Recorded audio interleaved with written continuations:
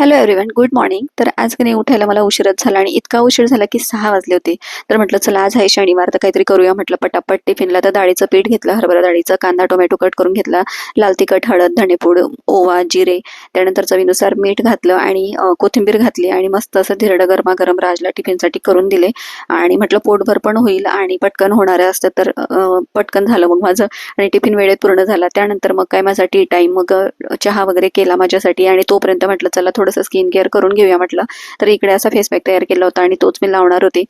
चहा घेता घेता बाल्कनीत आले तर एवढा पाऊस सुरू होता ना, तर सकाळपासूनच पावसाचं रोजच सुरू होऊन जातं. त्यानंतर फ्रेश झाले, बाहेर आली, मला जरा देवासाठी फुलं वगैरे घ्यायची होती आणि इकडे देवघर वगैरे स्वच्छ करून घेतलं आणि म्हटलं चला आज मस्त देव वगैरे चांगले स्वच्छ करून घेऊया म्हटलं.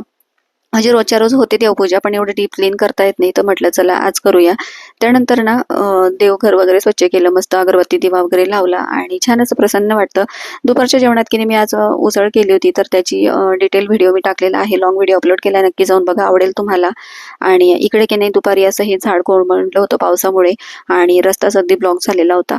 तर म्हटलं बरं झालं कोणाच्या अंगावर वगैरे नाही पडलं. त्यानंतर इकडे एक गुल्लड मला मिळाले, तर म्हटलं चला बऱ्याच दिवसापासून पडलेले, तर बघूया आता काय करते त्याचं दाखवते नेक्स्ट व्हिडिओमध्ये. भेटूया पुढच्या व्हिडिओपर्यंत, बाय.